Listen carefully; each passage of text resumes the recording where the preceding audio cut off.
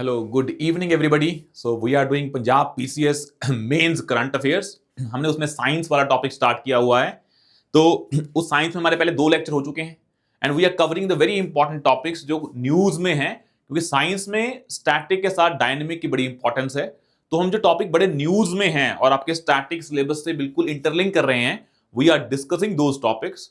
जैसे कल हमने पढ़ा था ऑर्गन ऑन चिप्स या फिर ब्रेन कंप्यूटर इंटरफेस। ये टॉपिक पे आपको 5 मार्कर्स भी आ सकते हैं।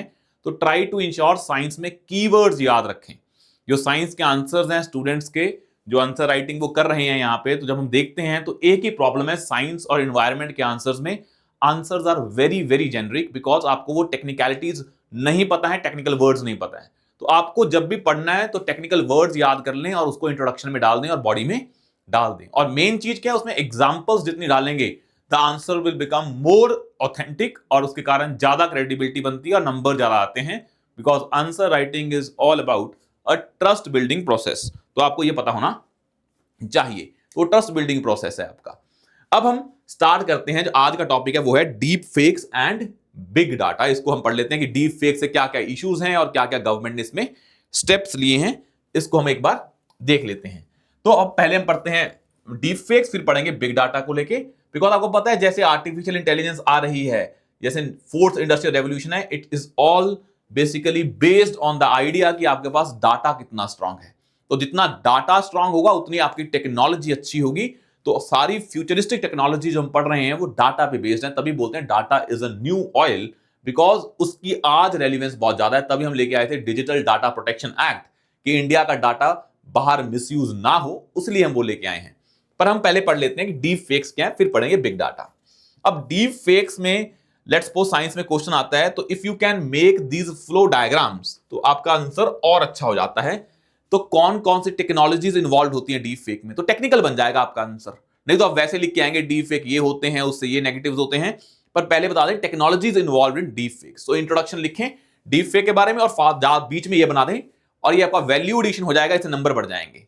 जैसे टेक्नोलॉजीज कौन सी इन्वॉल्व होती हैं इसमें, पहली होती है ऑटो इनकोडर। तो first technology is auto encoder, an artificial neural network train to reconstruct input from a similar representation. तो आपने कुछ उनको दिया, डाटा दिया, उसी को वो कॉपी करके इनकोड करके न्यूरल नेटवर्क के थ्रू क्या कर रहे हैं, रिकंस्ट्रक्ट कर रहे हैं सेम डाटा को।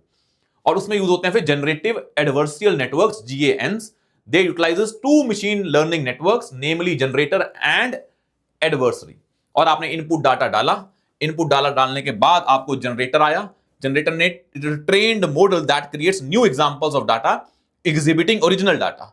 एंड एडवर्सरी क्या करती है, डायरेक्ट्स फ्लॉज और fakes determining those that do not exhibit some characteristics of the original data.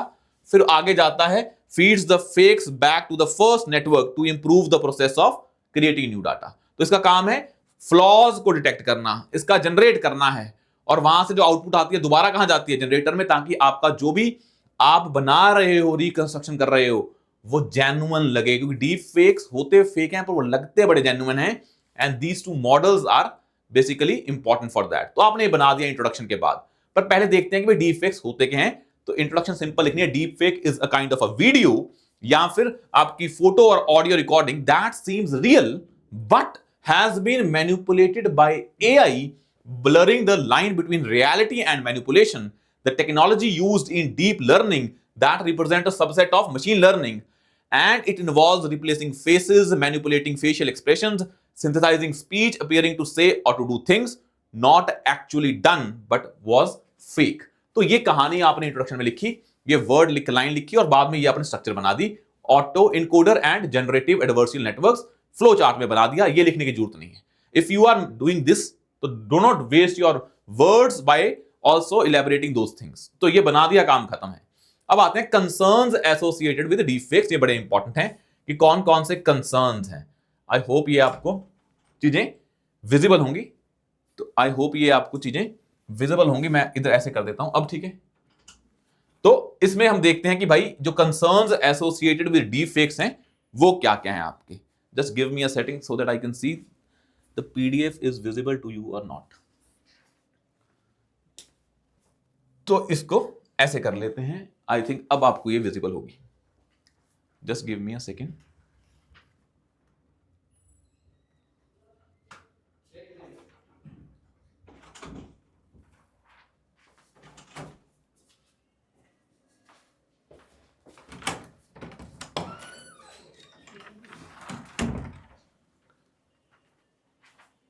तो जो कंसर्न्स एसोसिएटेड हैं, जो कंसर्न्ड एसोसिएटेड है उसको देख लेते हैं। पहला आता है नेशनल सिक्योरिटी रिस्क, और फिर उसके बाद आएंगे जो बाकी इश्यूज हैं हमारे। तो जो नेशनल सिक्योरिटी रिस्क में है, इसमें आती है fake videos can spark violence, disrupt investigations और क्रिएट फॉल्स एलिबिस। और आपने देखा होगा कि वॉइस भी फेक हो रही है, तो फाइनेंशियल फ्रॉड्स भी हो रहे हैं, बहुत सारी चीजें हो रही हैं। तो पहला आता है national security risk for that purpose. तो national security risk for that purpose. I think now it's visible to you all. अगर फिर भी कोई इश्यू है तो you can mention in the comment section. I hope यहां तक आपको ये विजिबल है। अब यहां हम इसको ऐसे कर लेते हैं, अब आपको विजिबल होगा। तो सॉरी फॉर द डिसरप्शन। तो ये पहला है national security risk, fake videos can spark violence, disrupt investigation और क्रिएट फॉल्स एलिबिस। तो ट्रस्ट इन डेमोक्रेसी वो भी इरोड हो जाता है, because when you mislead the public by fake political content. ये बड़ा यूज होता है, तभी इलेक्शन कमीशन कहता है कि how to deal with the deep fakes in election process. तो एक आप नेशनल सिक्योरिटी में आ गया है, बिकॉज भाई आप फेक वीडियो से सोशल अनरेस्ट क्रिएट कर सकते हैं।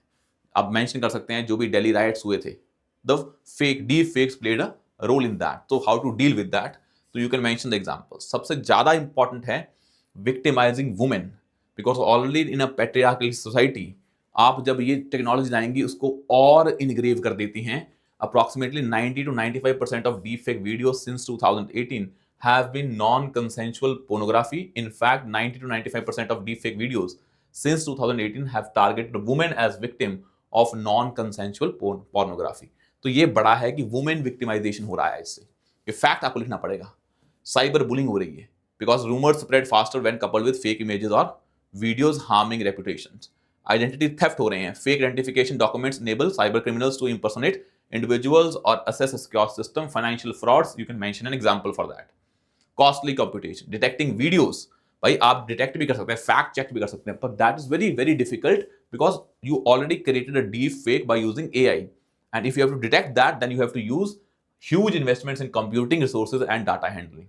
Deep fake fraud में deep fake video voice cloning has been used to defraud companies. A UK energy firm lost जो हमारे 2,20,000 euro to a deep fake call in 2019. ये financial भी issues हैं, women वाले भी हैं, सोशल इश्यूज भी हैं, तो सारे इश्यूज इसमें हमने डिस्कस कर लिए हैं।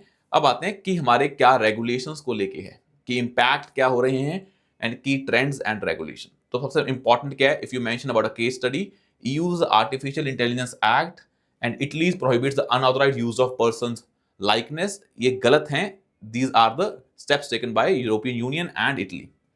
इंडिया ने आईटी एक्ट लेके आया है, उसमें आईटी रूल्स आए हैं, डिजिटल डाटा प्रोटेक्शन आया है, हमारा national cyber crime reporting portal है, हेल्पलाइन नंबर है 1930।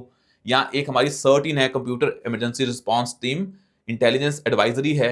यहाँ हमारे पास क्या होता है, as per the MeitY issued an advisory in 2023 directing platforms to remove deep fake content within 24 hours, ताकि वो ज्यादा सर्कुलेट ना हो। और as per the IT rules, grievance appellate committees which mandate platforms to remove deepfake content. तो India ने ये step लिए हैं, इंस्टीट्यूशनल एंड जो रूल्स बनाए हैं वो स्टेप्स हैं। इकोनॉमिक इंपैक्ट देखें क्या है। इन 2024 a Hong Kong finance worker tricked into paying 25 million via deepfake video call. The global deepfake detection market is projected to reach 15 billion. अब वो नई मार्केट आ रही है। The global deepfake software market is projected to reach $79 million by 2024। वही आता है escalating scale. Over 5 lakh deepfake videos were shared online in 2023, a 550% increase from 2029. India is among the top 5 countries most targeted by deepfake as per the Samsung Identity Fraud Report 2023. तो you can mention about those facts. आप ये नहीं बताएंगे deepfake बहुत बढ़ रहा है, कितना बढ़ रहा है, mention this report and quote this number. तो आप ये इंट्रोडक्शन में भी लिख सकते हैं। और जो नेगेटिव्स हुए हैं, you have so many examples for that, you can mention those. और अब मेन काम क्या है कि डीप फेक तो आएंगे बिकॉज ऑफ आर्टिफिशियल इंटेलिजेंस का मिसयूज हो रहा है, वो ये ड्यूल यूज पर्पस है उसका। Everything has a good and bad side. उसको टैकल करने का तरीका है यूज दैट आर्टिफिशियल इंटेलिजेंस, ताकि आपको पता लग सकते। MIT का डिटेक्ट फेक्स वेबसाइट है और इंटेल्स का fake catcher which can detect the deep fakes in real time with 96% accuracy by analysing blood flow patterns in pixels. And promoting cyber literacy and critical thinking. Cyber literacy, digital literacy भी होनी चाहिए और ऐसे platforms भी होने चाहिए जहां पे जाके बंदा चेक कर पाए कि वो डीप फेक है या ओरिजिनल है, so that people have trust on the online sources. नहीं तो उसका ट्रस्ट खत्म हो जाएगा। तो जो ऑनलाइन स्पेस हम क्रिएट कर रहे हैं, डिजिटल स्पेस, उस पर सबसे ज्यादा ट्रस्ट होना बड़ा जरूरी है। अगर ट्रस्ट नहीं होगा then that will create an issue in that. तो आया समझ में? तो this is basically issue of deepfake. This diagram is very very important. Now let's discuss about जो हमारे पास टॉपिक है दैट इज बिग डाटा का, कि भाई ये डाटा का यूज आप इस पे डायरेक्ट क्वेश्चन नहीं आएगा, but that will be used as a content in various answers because data is basically a primary source for any technology. अब डाटा, बिग डाटा क्या होता है? Data whose scale is so large and the data is so complex which requires new architecture, techniques and algorithms to manage it and extract value from that data and hidden knowledge from it, that is called as big data. ये technique मतलब थोड़ा सा 3-4 word add कर दिए कि which is having value, उसकी value को extract करने में, उसकी हिडन नॉलेज को निकालने में जो क्या लगता है आपको एफर्ट्स लगते हैं, उस बिग डाटा वो है जो अपने आप में बड़ा कम्प्लेक्स है, अपने आप में बहुत डाइवर्स है, बहुत ज्यादा स्केल है, उससे इंफॉर्मेशन एक्सट्रैक्ट करने में टाइम लगता है। That is called as big data. पहले भी डाटा हमेशा रहा है सोसाइटी में, ह्यूमन सोसाइटी में, but that was not that big. उसमें तुम खुद बैठ के भी एनालाइज करके उससे इंफॉर्मेशन निकाल सकते थे, पर big data is very complex and that's why उससे इंफॉर्मेशन निकालना इज टफ। अब आता है कि भाई डाटा 3 तरह का होता है। एक होता है structured, unstructured and mixed data set. वो चीजें भाई, मान लो स्ट्रक्चर्ड क्या है, आपने अपने ट्रांजैक्शन की एटीएम में, तो वो क्या है, एक काइंड ऑफ स्ट्रक्चर्ड वन है। अनस्ट्रक्चर्ड आपने सोशल मीडिया पे पोस्ट डाली, वीडियो डाली, वो अनस्ट्रक्चर्ड में भी डालते हैं आप। और एक होता है mixed data sets that is used to train large language model for AI. उसमें दोनों एलिमेंट होते हैं, स्ट्रक्चर्ड वर्सेस अनस्ट्रक्चर्ड दोनों होते हैं। अब मोस्टली यही डाटा होता है, इसको आप यूज करते हो जो आप अपने मॉडल्स बनाते हो, लार्ज लैंग्वेज मॉडल्स जैसे चैट जीपीटी, वैसे मॉडल बनते हैं तो मिक्स्ड डाटा सेट पे बनते हैं। अब आता है कि इंडिया ने ये डिजिटल डाटा प्रोटेक्शन एक्ट लेके आए, क्योंकि अगर हम अपने डिजिटल डाटा को प्रोटेक्ट नहीं करेंगे दैट विल बी मिसयूज। तभी हम बात करते हैं डाटा लोकलाइजेशन की, सेंसिटिव डाटा की, उसको हम शेयर नहीं करेंगे, डाटा इंडिया में रहना चाहिए, कंसेंट से होना चाहिए, ये सारी कहानी है। और इंडिया का जो आधार कार्ड डाटा बेस है which is about 1.4 billion biometric records is the world's largest biometric, that Aadhaar card can be misuse also. तो बिग डाटा को प्रोटेक्ट करके रखना बड़ा इंपॉर्टेंट है। अब आते हैं कि कितना डाटा बढ़ रहा है। तो world generates 2.5 quintillion bytes of data every day and 90% of the world's data was generated in just last 2 years. अब इतना डाटा जनरेट हो रहा है और इसकी स्पीड बढ़ रही है, और उसको प्रोटेक्ट करना, उसको प्रोसेस करना दोनों इंपॉर्टेंट है। प्रोटेक्ट इसलिए कि लोगों का ट्रस्ट बना रहे, उनके राइट्स वॉलेट ना हो, और उसको यूज करना मतलब उसकी यूज वैल्यू इंश्योर कर पाए, अदरवाइज बिग डाटा का कोई मतलब नहीं है। अब इसकी एप्लीकेशंस क्या होती हैं और चैलेंजेस क्या होते हैं बिग डाटा के, इसको देखते हैं। तो अगर हम एप्लीकेशन की बात करें तो फर्स्ट इंपॉर्टेंट थिंग इज कि भाई लॉजिस्टिक्स को लेके बड़ा इंपॉर्टेंट है। Swiggy in India leverages the big data to assign delivery partners the shortest and most efficient roots.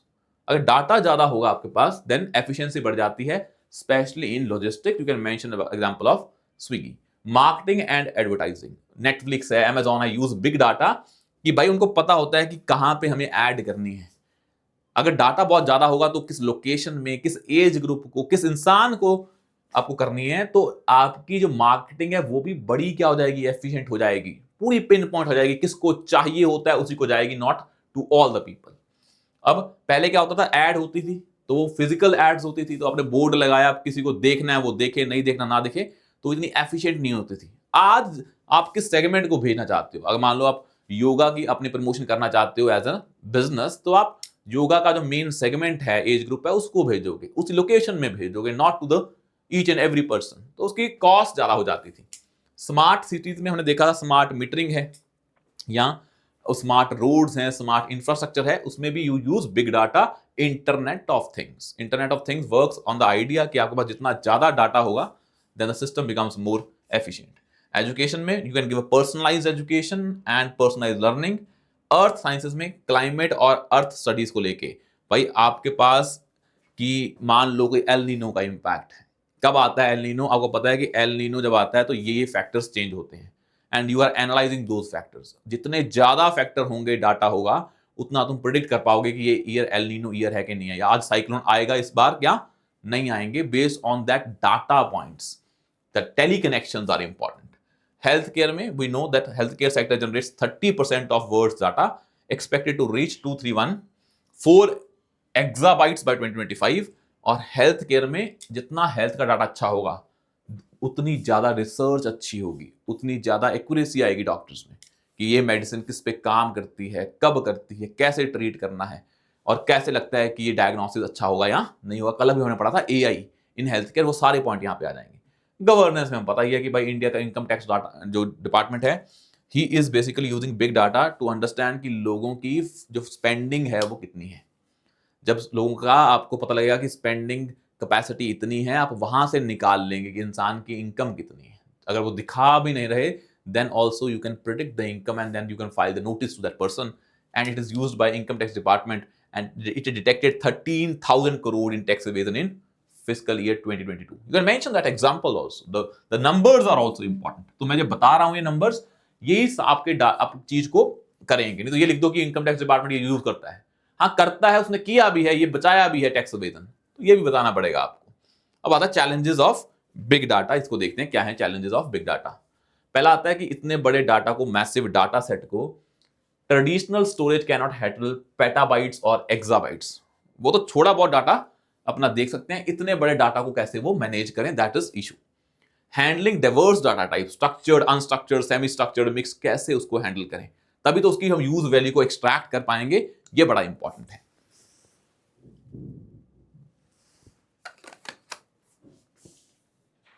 उसके बाद आता है हमारा challenges of processing, fast data streams from internet of things, social media etc needs immediate processing। अगर आपने उस data से को बाद में प्रोसेस किया तो उसकी वैल्यू कम हो जाती है। आज डाटा की वैल्यू भी है और टाइम की वैल्यू भी है। Real time processing is important, तो वो नहीं हो पाएगी तो बड़ा मुश्किल है। एंड सभी को पता है कि इस डाटा को प्रोसेस करने के लिए you need lot of processors need lot of water, cold water, और उसके लिए आपको इलेक्ट्रिसिटी चाहिए, क्लाइमेट पे इंपैक्ट आता है। Market growth, the big data analytics market in India is expected to reach $16 billion by 2025, facing challenging like scaling analytics and a shortage of skilled data scientist. तभी data scientist की आजकल job vacancy ज्यादा है, इसकी demand ज्यादा है, पर अभी स्किल सेट नहीं है। तो security and privacy, rising threats of breaches and strict regulation, तभी जो जीडीपीआर है, जो डाटा प्रोटेक्शन गाइडलाइंस हैं जो ईयू की हैं, वो एक एज हमारे पास बेंचमार्क होता है। तो डाटा को स्टोर करना, उसको इंटीग्रेट करना, उसकी रियल टाइम प्रोसेसिंग करना, उसकी यूज वैल्यू बढ़ाना और उसकी सिक्योरिटी करना इज बेसिकली हमें इंपॉर्टेंट है। तभी हम बिग डाटा को यूज कर पाएंगे फॉर डिफरेंट टेक्नोलॉजी, चाहे वो इंटरनेट ऑफ थिंग्स हो, चाहे वो हमने कल पढ़ा था कुछ भी हो जहां पे डाटा का यूज होता है, आर्टिफिशियल इंटेलिजेंस हो, लार्ज लैंग्वेज मॉडल्स हो, कुछ भी हो। Now let's discuss about the very important topic that is super computer. हमने क्वांटम कंप्यूटर कल देखे थे, जो क्यूबिट्स के टॉपिक उस पे फंडे पे चलते हैं। आज हम देखते हैं कौन से सुपर कंप्यूटर्स वाले जो टॉपिक हैं, इसको समझ लेते हैं क्या है। अब भाई हमारे जो इंडिया में है, एक बड़ा 1991 में आया था परम 8000। It was India the first super computer. It was world second fastest at the time of its launch. आज तो बड़े आ गए हैं। अभी हमारे परम रुद्र आया है, super computing system, high performance computing system for weather and climate research. National super computing mission है हमारा, उसके अंदर हमने बनाया है। और जो इंडिया का नेशनल सुपर कंप्यूटिंग मिशन है, aims to install super computer in 75 institutions across India. इसका बजट है 45,000 करोड़, जो हमारा 2015 से 22 तक का था। पर सुपर कंप्यूटर में हमें पता है परम या परम रुद्र न्यूज में है, तो you can mention those examples also. Main चीज है कि व्हाट इज सुपर कंप्यूटर। तो आपको पहले बताया था, जो ट्रेडिशनल कंप्यूटर्स हैं सेम फंडे पे हैं, बस फर्क क्या है, the high performance computing system that delivers exceptional processing power and computational capacity। इसको हम मेजर करते हैं परफॉर्मेंस को फ्लॉप से, floating point operations per second, instead of million instruction per second use for regular computers. हमने ये इसका major करने का तरीका है, पर ये वर्क करते हैं सेम आइडिया पे, बस इनकी प्रोसेसिंग पावर क्या होती है, ज्यादा होती है। अब वैसे ही बहुत सारे हमारे सुपर कंप्यूटर हैं, पर हम देखते हैं कि नेशनल सुपर कंप्यूटिंग मिशन पे क्वेश्चन आएगा कि इंडिया के नेशनल सुपर कंप्यूटिंग मिशन पे 5 मार्कर आ जाए, 10 मार्कर आ जाए, क्या है। तो पहली तो बात आती है कि जो इंडिया ने ये मिशन लॉन्च किया था, it was launch by department of science and technology and MeitY, ministry of electronics and IT है।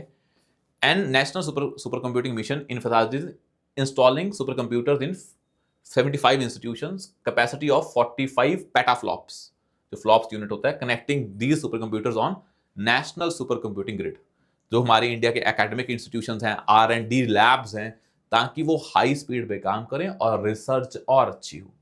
ताकि प्रोसेसिंग पावर बढ़ जाएगी तो रिसर्च और अच्छी होगी।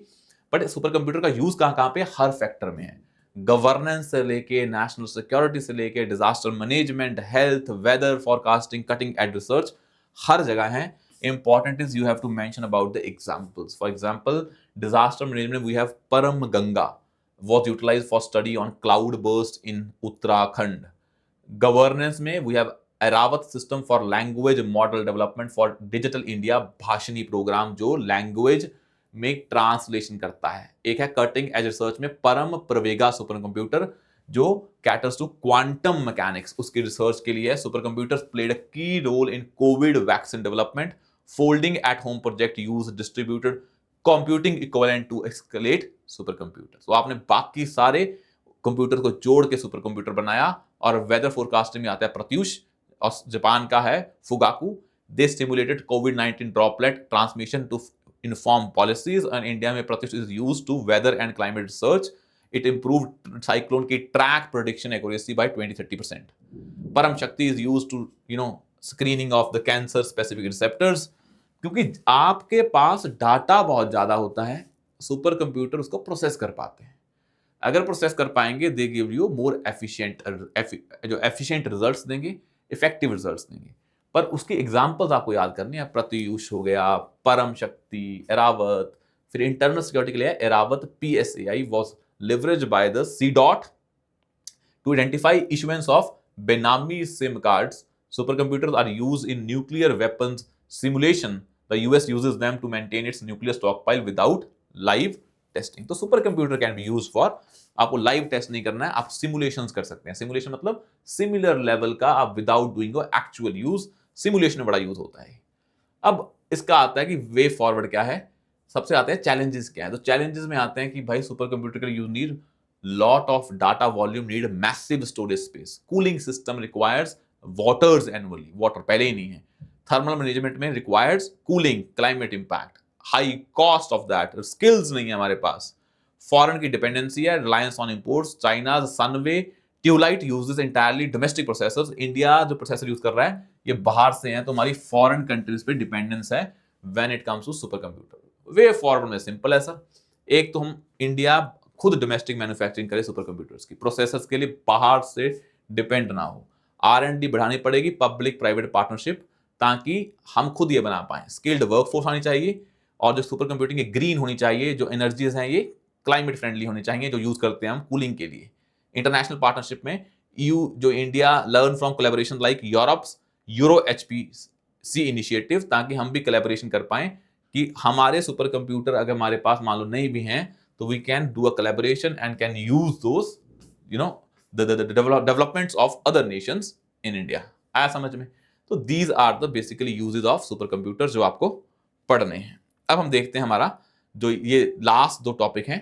लास्ट जो एक है हमारा ये वाला टॉपिक ऑन जीनोम वाला आ जाएगा, पर उससे पहले पढ़ देते हैं 3D printing and 4D printing. 3D printing और 4D प्रिंटिंग में आने के बहुत सारे चांसेस हैं, तो पहले हम पढ़ते हैं 3D प्रिंटिंग, फिर पढ़ेंगे 4D प्रिंटिंग, और फिर उसके बाद बायोटेक्नोलॉजी स्टार्ट हो जाएगी, फिर उसको हम करेंगे। पहले हम देखते हैं 3D printing and 4D printing पे जो क्वेश्चन है। Let's start with 3D printing. इसमें 5 मार्कर में आने के बड़े चांसेस हैं इनके, 10 मार्कर में भी आ सकते हैं, पर जो PPSC का रहता है तो 5 मार्कर्स में बड़े क्वेश्चन पूछते हैं। ठीक है, तो इसको हम देखते हैं कि क्या है इसका हिसाब किताब। तो पहले देखते हैं 3D प्रिंटिंग में। 3D प्रिंटिंग हमने पहले पढ़ा था। 3D प्रिंटिंग और additive manufacturing is a process of creating, ये वर्ड मत भूलना जो ये है, additive manufacturing is a process of creating 3-dimensional objects from a digital file by adding material layer by layer until the final form is achieved. आपने भाई digital file का use किया और आपने 3-dimensional ऑब्जेक्ट्स बनाए, वैसे ही फाइल को उन्होंने मटेरियल ऐड कर करके बना दिया है। कुछ भी बना सकते हैं। तो 3D प्रिंटिंग मार्केट है, बढ़ रही है इसकी वैल्यू। ये फैक्ट मैंने इसलिए हैं लिखे हुए कि आपको बता देना कि भाई क्या रेलिवेंस है इसकी। एप्लीकेशंस तो बहुत जगह हैं, एरोस्पेस में है, ऑटोमोटिव में है, कंस्ट्रक्शन में है, हेल्थ केयर में है। आपको ऑर्गन्स बनाने हैं मान लो भाई, तो you can do a 3D additive. अब पहले आता है हमारा एरोस्पेस। इसमें सबसे इंपॉर्टेंट एग्जांपल है Agnikul Cosmos India. The example is Agnikul Cosmos India launched world's first single piece 3D printed rocket engine stirred. ये एग्जांपल आपको लिख दी तो काम खत्म. उसके बाद चाहे ना लिखे कि नासा ने क्या किया, गगनयान ने क्या किया, पर आप मेंशन कर सकते हैं the India's ISRO uses 3D printing to manufacture components for the Gaganyaan mission. आपने बता दिया गगनयान मिशन में भी है, या फिर अग्निकुल जो कॉस्मोस है स्टार्टअप, उसने भी ये single piece 3D rocket engine बनाया था, नाम उसका स्टर्ड है. ऑटोमेटिव में महिंद्रा ग्रुप इंटीग्रेटेड ये additive manufacturing into design process, streamlining prototype development. जो मॉडल बनाते हो आप प्रोटोटाइप, उसके लिए आप 3D प्रिंटिंग का यूज कर रहे हो. कंस्ट्रक्शन में 3D printed homes can be built in 24 hours at 30 to 40% low cost than traditional construction. Example is India's Amaze 28 Kerala is a landmark example constructed in 28 days based on the idea of 3D printing. तो ये example नहीं भूलनी आपको, Amaze 28. And these examples are very common, ये आपको हर जगह मिल जाएंगी. ये नहीं सोचना कि ये सभी को आती होंगी, क्योंकि आपको ये भी याद नहीं रहेंगी लास्ट में. तो अगर आपको ये तैयारी में डाउट आ रहा है कि ये तो मैं भी पढ़ रहा हूँ, बाकी भी पढ़ रहे हैं, तो क्या करें सर, आप भी पढ़ रहे हैं, बाकी भी पढ़ रहे हैं. मेन चीज होती है रिकॉल की. आप ये फील कर रहे होंगे कि in the last days 20 days बचे हैं आपके, 15-20 दिन है, इस टाइम एंग्जाइटी टॉप पे होती है. जो चीजें पढ़ी हैं वो भी रिकॉल नहीं हो पा रही हैं. तो द गेम इज नॉट कि आपको कितना एक्स्ट्रा आता है बाकियों से. द थिंग इज जितना आपने पढ़ा है, जितना बाकियों ने पढ़ा है, can you recall that on the exam day. If you can do that, you are in the game. Rest, the game is not about extra information. Your answer should be above average, and that can be ensured only by one simple logic. If you can recall the things that you have studied and you have the capability to use that things in different ways, वो integration बड़ा important है. कि governance का example लिख रहे हो ethics में, economics का लिख रहे हो ज्योग्राफी में, ज्योग्राफी का इकोनॉमिक्स में, सिक्योरिटी को डाल रहे हो आईआर में, आईआर को डाल रहे हो पॉलिटी गवर्नेंस में. That interlinkage is developed when you internalize the things that you have studied and then you start linking the topics. और उससे दिखती है बंदे की अंडरस्टैंडिंग और analysis, and that is rewarded in the mains exam जो आपको करना है.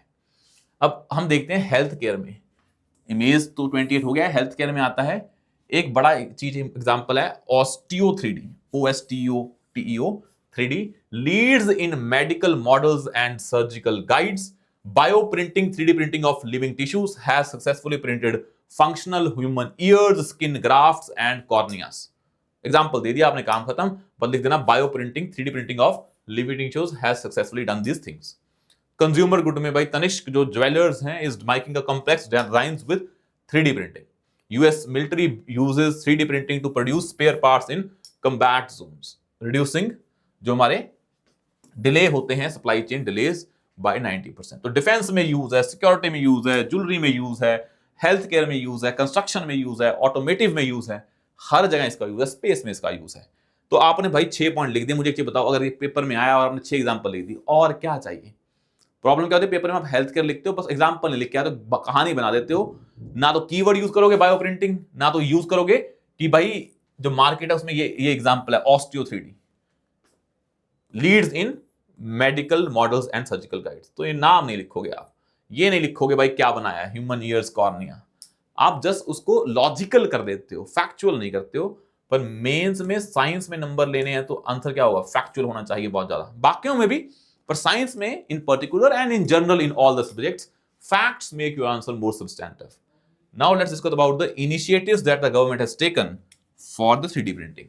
इनिशिएटिव्स फॉर 3D प्रिंटिंग, इसको देख लेते हैं. अब इसमें पहला देखें, नेशनल स्ट्रेटजी जो गवर्नमेंट लेके आई थी for additive manufacturing 2022 by MeitY. तो national strategy for additive manufacturing targets 5% of global AM market share and adds nearly $1 billion to GDP by 2025. ये हमारी स्ट्रेटजी है. National institute for electronics and information technology has established a 3D printing lab. National centre for additive manufacturing is set up by MeitY in Telangana and Center for Excellence in Additive Manufacturing by IASC. तो mention these initiatives, institutions and efforts. पर सबसे बड़ी problem क्या है, challenges क्या क्या आते हैं when it comes to 3D और additive manufacturing. Way forward तो हम बता देंगे, पर सबसे बड़ा चीज क्या है, it is very very expensive when it comes to initial investment, capital investment that is required. Limited materials हमारे पास, plastics and metals is not exhaustive list नहीं है. Import dependency है because India depends heavily on imported 3D printers and raw materials. Restrictive build size है, print chambers have small sizes, large part needs to be joined after printing. हम छोटे छोटे बनाते हैं, उसको बाद में जोड़ना पड़ता है rather than creating a big model, 3D model. Limitations in design, layers can delaminate under stress due to layer by layer production process. हम लेयर बाय लेयर बनाते हैं, हमारा जो प्रोडक्ट है मान लो कि बनाना है वो एक बार में नहीं बनता है, वो लेयर बाय लेयर बनता है, तो लेयर में लैमिनेटेड होते हैं, तो उनका बाद में जो इशू है स्ट्रेस के कारण वो खराब हो जाते हैं। This is a issue, limitations in design. और रॉ मटेरियल, तो हम रॉ मटेरियल के लिए प्लास्टिक और मेटल्स बड़ी हमारे पास selection of plastic and metal is not a exhaustive list, we are dependent upon other countries for that raw material. वे फॉर्मेट सिंपल है भाई, हम डोमेस्टिक प्रोडक्शन करें 3D प्रिंटर्स की, जो बनाने वाली चीजें हैं, R&D प्रमोट करें, वो हमेशा एग्जांपल लीजिए करो कितना हमारा R&D कम है। Governance mechanism to regulate standards, ताकि बाद में कोई इशू ना आए। Use of biodegradable and recyclable materials, energy efficient printing process, ऐसा ना हो कल को प्रिंट जो 3D प्रिंटिंग है ये सस्टेनेबल ना हो, आपने बना दिए मॉडल बट वो बहुत ही एनर्जी कंज्यूमिंग है, तो सारे इश्यूज क्रिएट होने स्टार्ट हो जाएंगे, ये हमें इंश्योर करना है। Now let's C and discuss about the जो नेक्स्ट टॉपिक इधर था हमारा after the 3D printing, 4D printing वाला। इसको देखते हैं। 4D प्रिंटिंग थोड़ा नया सा है, ये ना पूछ लें पेपर में, तो इसको देख लेते हैं।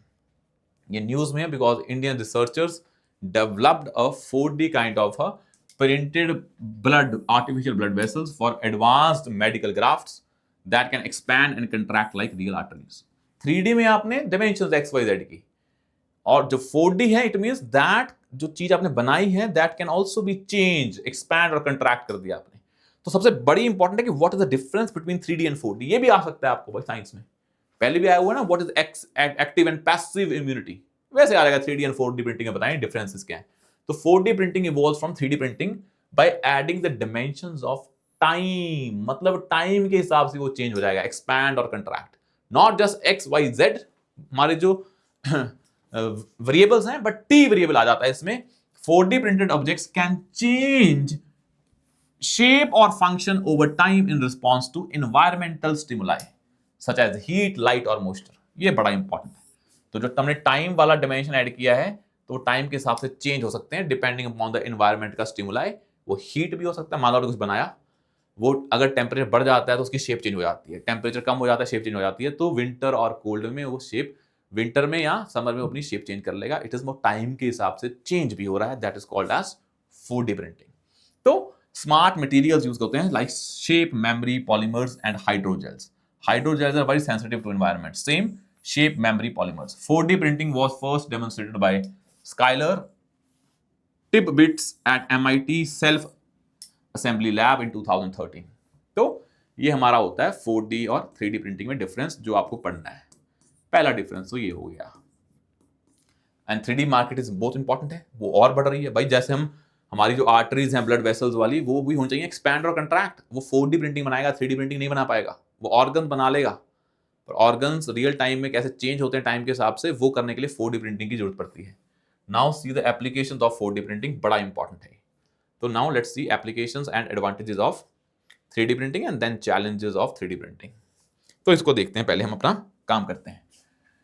मेडिकल एप्लीकेशन आती है ड्रग डिलीवरी में, टिश्यू फैब्रिकेशन में, ऑर्गन के रीजनरेशन में। Shape memory alloys like nitinol, nickel और titanium are key materials in 4D printing used in medical stent. जो हार्ट में कई बार ब्लॉकेज आती है तो वो यूज मेडिकल स्टेंट्स, तो उसके लिए वो यूजिंग निकल एंड टाइटेनियम के जो निटिनॉल है, इसको इसके बेस मटेरियल से हम बनाते हैं हमारे जो ऑब्जेक्ट्स हैं 4D प्रिंटिंग से। और ये टाइम के हिसाब से चेंज भी होते रहते हैं। मान लो आपने कई हम देखा होगा स्टेंट्स हैं, वो पहले बनते थे कोई ऐसे मटेरियल के जो रहेंगे बॉडी में हमेशा। आजकल बनते हैं कि एक बार आपने बॉडी में इंजेक्ट कर दिए, बाद में वो बॉडी में टाइम के हिसाब से डिसॉल्व हो जाएंगे, काम खत्म हो जाएगा उनका, जैसे उनका पर्पस सॉल्व हुआ, फिर बॉडी नेचुरली काम करना स्टार्ट कर देगी। That is basically used in जो हार्ट के ट्रीटमेंट में होता है। Soft robotics, due to its flexibility and deformability with respect to environment, it could revolutionise the field by enabling robots that can squeeze through tight spaces and reshape themselves। तो soft robotics हैं, तो वो flexible है और deformability है उनकी। Aerospace में enabling low cost durable parts that adapt to extreme conditions. वही nitinol alloy 4D printing structures have been used in NASA's Mars rover components, ताकि वो एक्सट्रीम टेम्परेचर के साथ अपने आप को चेंज कर पाए। तो मेंशन दो एग्जांपल, नासा का मार्स रोवर मिशन, या हमारा निटिनॉल से बनाने मेडिकल स्टेंट, या फिर हमारा सॉफ्ट रोबोटिक्स, या sensors, flexible electronics, active origami, art and self evolving structures pioneered by MIT's self assembly lab. तो you can mention about those 3-4 examples. Advantages क्या है? मटेरियल की एफिशिएंसी बढ़ जाती है, वेस्ट नहीं होता है क्योंकि वो टाइम के साथ चेंज हो जाएगा, then you do not have to create a new products. Dynamic functionality है, creating adaptive structures beyond traditional 3D structures. Complex design fabrication, जो हमारे स्टीरियोलिथग्राफी है, 4D technology fabrication, complex design को तुम एफिशिएंटली इफेक्टिवली बना सकते हो. तो एक तो बड़ी चीज इंपॉर्टेंट है कि आपका वेस्ट कम हो जाएगा बिकॉज नाउ द मटेरियल की एफिशिएंसी बढ़ जाएगी. एक उसकी जो फंक्शनैलिटी है वो डायनेमिक हो जाएगी, स्टैटिक नहीं रहेगी. कंप्लेक्स डिजाइन फैब्रिकेशन में जो स्टीरियोलिथोग्राफी है by 4D technique fabricates complex designs can be created.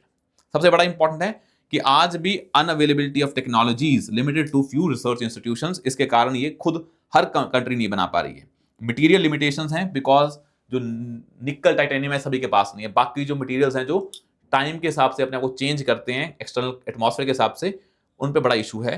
4D printing अगर आ गई 3D प्रिंटिंग के ऊपर एडवांसमेंट में, it will increase its functionality.